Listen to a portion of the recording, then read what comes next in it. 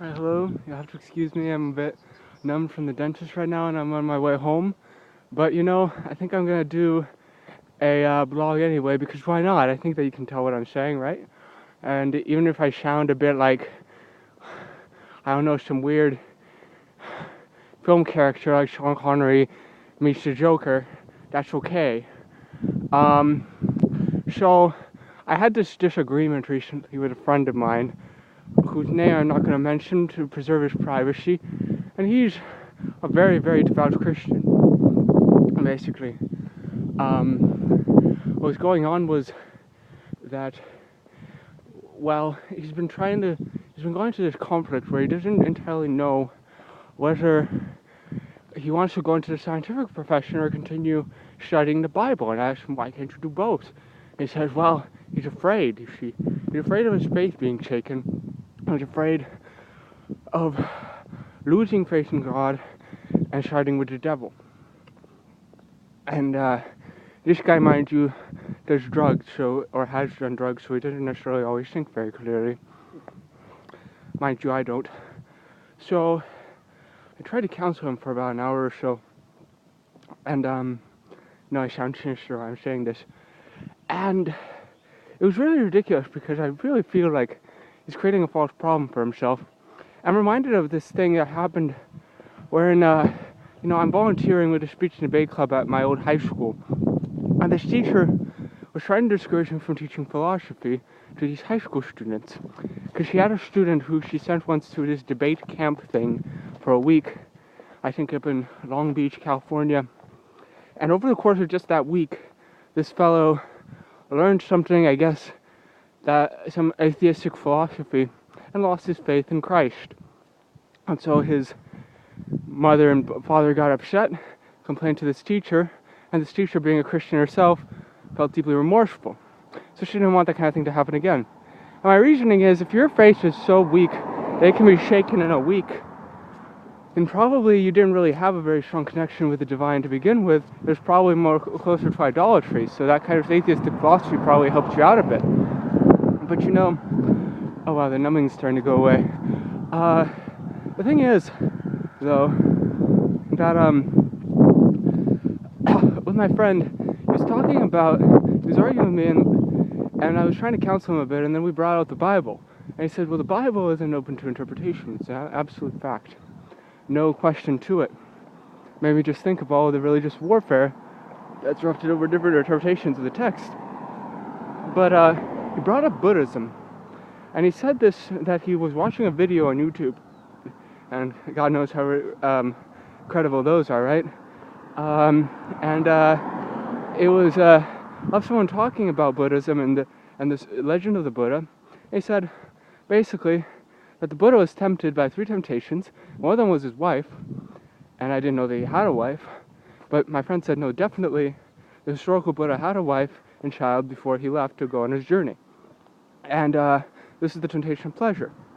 The other temptation was of, what would you call it? The other temptation was towards this world, basically.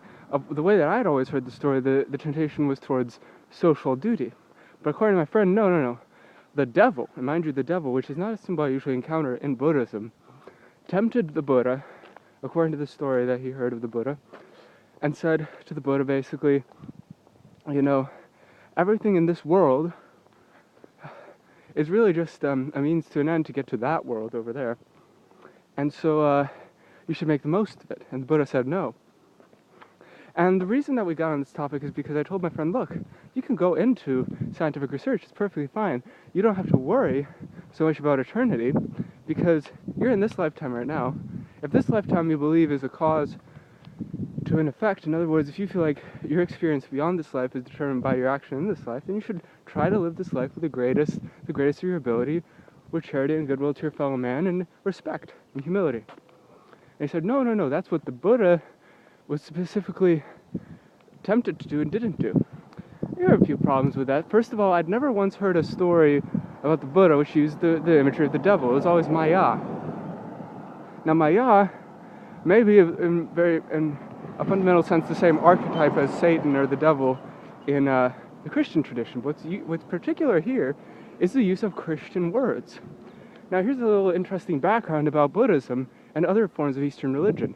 The historicity of their text is incredibly dubious. In other words, for example, there's this Taoist text, or there are a number of Taoist texts which are supposed to make reference to, well, the teachings of their Taoist masters, and one of the oldest masters was Lao Tzu. But it's well known to historians that many quotes that were supposedly said by Lao Tzu were actually misattributed to Confucius, who was nothing like Lao Tzu in his thinking. And this was as a means of a joke. It's also known, and this baffles historians, that there are certain stories in Buddhist texts which vary depending on which text you look at, because if they involve an emperor, at any point in history when the story was revived, they would have changed the emperor's name to fit the emperor of the time in order to make it seem up to date. It would be an anachronism. Not unlike Baz Luhrmann's recent film of The Great Gatsby, which, I mean, if you see it, you'll know what I'm talking about, especially if you know the context of the original book. So my whole point is that in Eastern text tradition, especially when we're dealing with this philosophies like Buddhism and Taoism, where personal history and history itself is kind of seen as irrelevant according to their very belief system, historicity isn't that big of a thing. Because, as Joseph Campbell, the mythologist, pointed out, these things are supposed to be taken symbolically as mythology and not literally as history. So they would have naturally changed, over the course of many texts, the literal story of what the Buddha did, because it wouldn't have mattered. Because what matters is what you take out of it. It's not an absolute truth, it's a relative truth. So basically, from what I took, it sounded as though my friend got a version of the Buddha story, which is of dubious historicity, which was very thoroughly Christianized, because they used the expression the devil, which is a Christian term for that archetype. And they also made the claim that he had a wife and child, which is dubious also, historically. So, but the key thing here is that in this text, like, I don't even know where the line is between what my friend read into it and what the actual text was. It's so vague.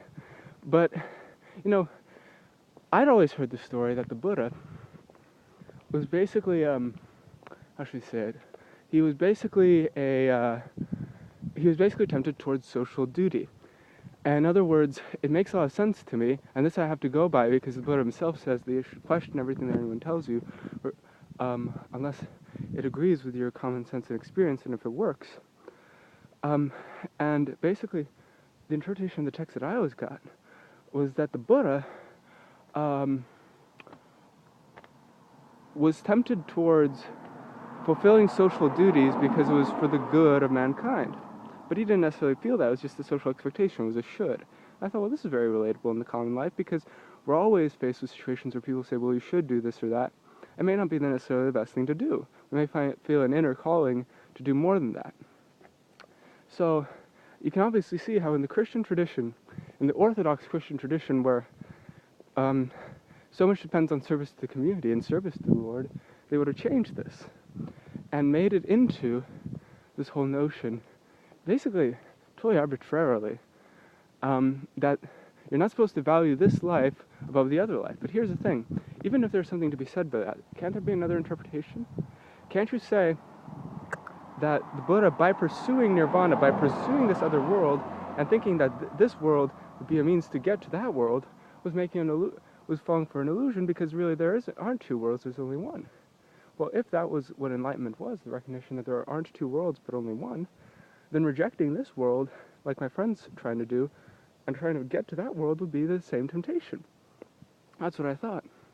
So, basically, well, my whole point here, the general point here, outside of this little anecdote, is that I'm really finding that Jacques Derrida was right, and so were a lot of the Taoists. There isn't necessarily a truth you can read into text which you aren't, in a sense, projecting onto it. I doubt the historicity of this text that my friend brought up, and I also doubt another thing, and that is, I doubt that the meaning that he took out of it is absolute and binding.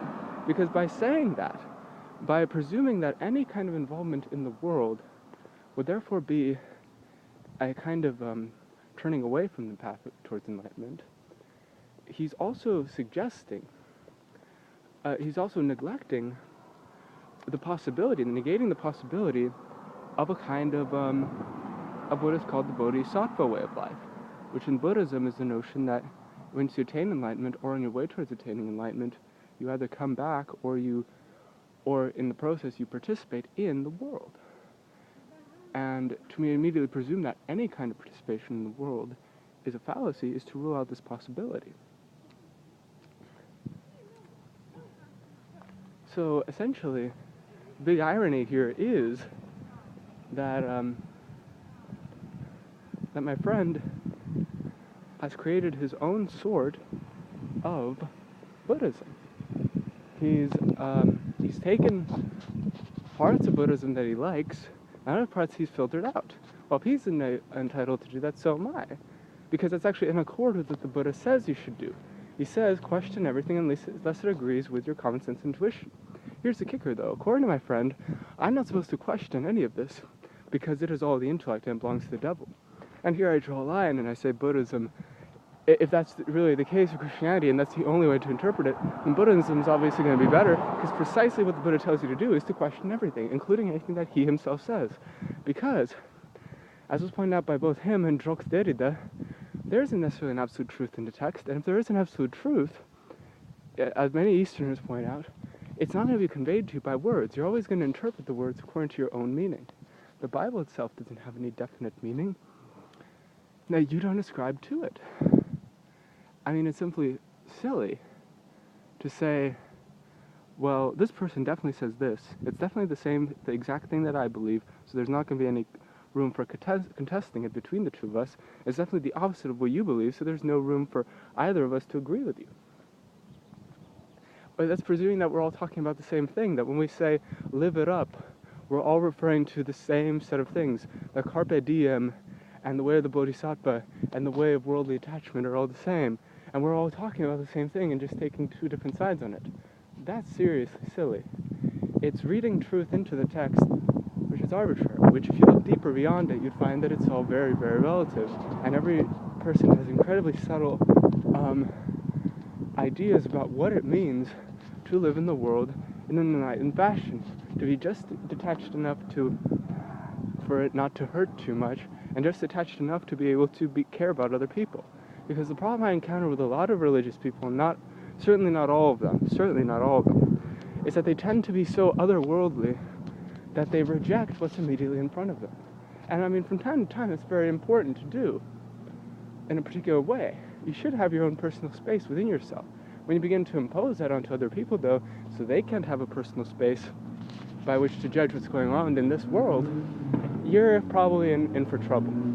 So that's just my blog for the day. Thanks for listening. Sorry for getting really religious, but hopefully this will help you out in the future in case you encounter problems like this.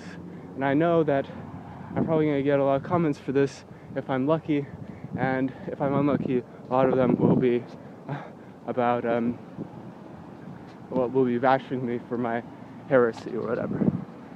Take it easy.